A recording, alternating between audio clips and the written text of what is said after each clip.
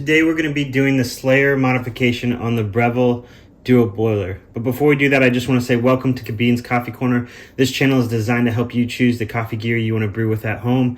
If you're looking at any equipment or want to see some more reviews, comparisons, or mods, please like and subscribe. That really helps me continue to grow this channel and grow as a YouTuber. Also, I have an Instagram page called Kabin's Coffee Corner. You're more than welcome to follow me there. Lastly, I have a Patreon account where if you really would like to support this channel, you can find some more information about that in the description below. So let's get into it. Today I'm going to be going step by step on how to do the Slayer modification to the Breville dual boiler. This basically allows you to do flow control by using the hot water spigot on the Breville. This will remove the hot water spigot, so you will no longer have the hot water tap, but you'll have more control over your shots of coffee. Now, fair warning, this Breville dual boiler is the older model, the 900 series versus the 920. It looks slightly different on the inside, but the same plugs and everything will be the exact same from this one to the newer version here. So a couple things to note before this. You need a Phillips screwdriver, a T20 bit, and this little piece that comes with your Breville, some silicone of some sort. This is an old gasket. Some scissors or something to cut the silicone with, some needle nose pliers, potentially a light or a flashlight of some sort, and some tweezers as well to get you into it. So to start off, you will need to probably remove the drip tray. That's going to make things a lot easier here. So we're just going to go ahead and remove that out of the way. On the back, there are two, let me go ahead and flip this around for you. On the back, there are two bolts right here. You will take your screwdriver. I already removed some of these for the sake of the video.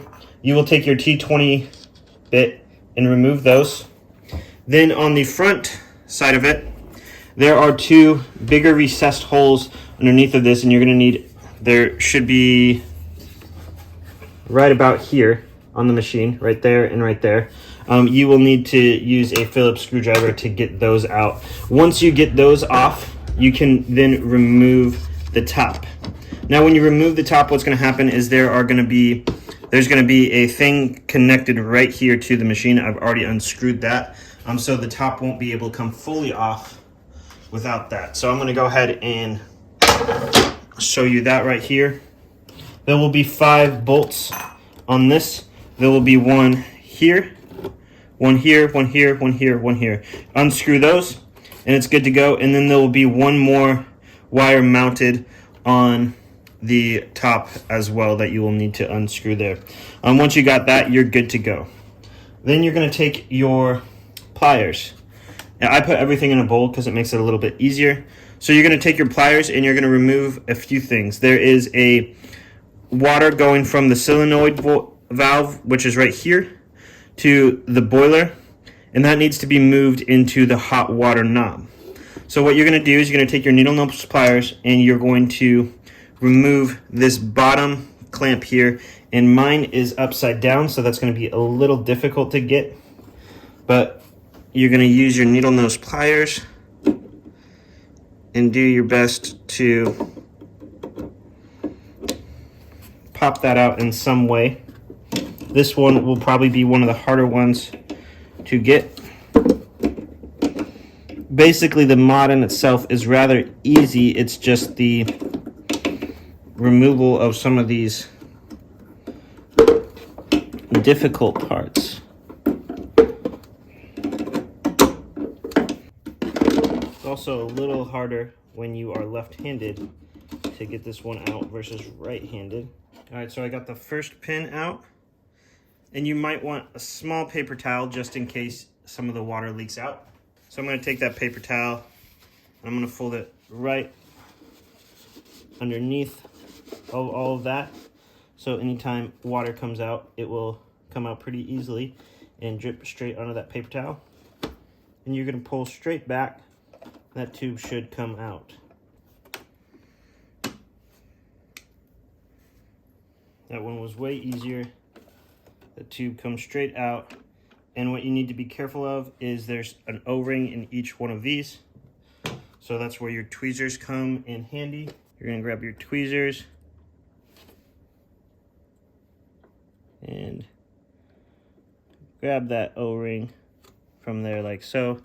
Go ahead and put that in a safe spot. All right, so this one took way more effort than I expected to.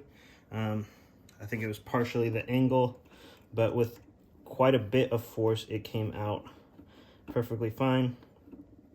And again, getting the O-ring out can be a tricky thing, which is why the tweezers are important. All right, so then you'll take this going from the boiler, you'll slip on your O-ring right toward the ends there, and then you're simply gonna press into this valve here, and then you're gonna put your clip back on,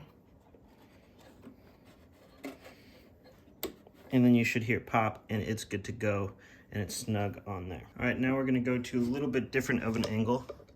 Right here, this is the hot water valve. So you're gonna remove this little clip here.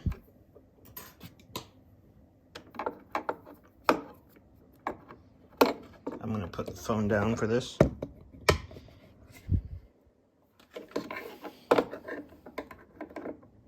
This one is a little bit out of an angle, or a little bit better of a job for that one. All right. So now you're gonna just simply lift that out like so. And this is going to go and be slid out. And we are gonna grab that O-ring with the pliers, the tweezers. Got that out. This is a good time to take a look at the O-rings. And we're gonna slip this O-ring back on to the edge here. And we are gonna slide it back on into the solenoid valve here. So it's a little twisted around here because these cables weren't necessarily meant to go in the way that they are. They can be a little tricky to fish back into where they're supposed to go. All right, so this is a little difficult to get in there, so I'm going to use the tweezers to push this little metal part in a little more. All right, once you see that through there, it might be a good idea to grab your tweezers or something that you can fish down there in hopes to grab that tube.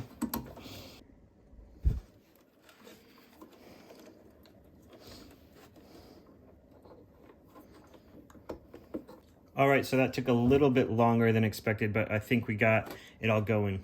So here's what I did. You basically take the boiler to the hot water tap, take the hot water tap down to the solenoid, and then from the bottom of the solenoid, you weave that up and over right into here, which is the actual hot water tap, not the control for the hot water tap.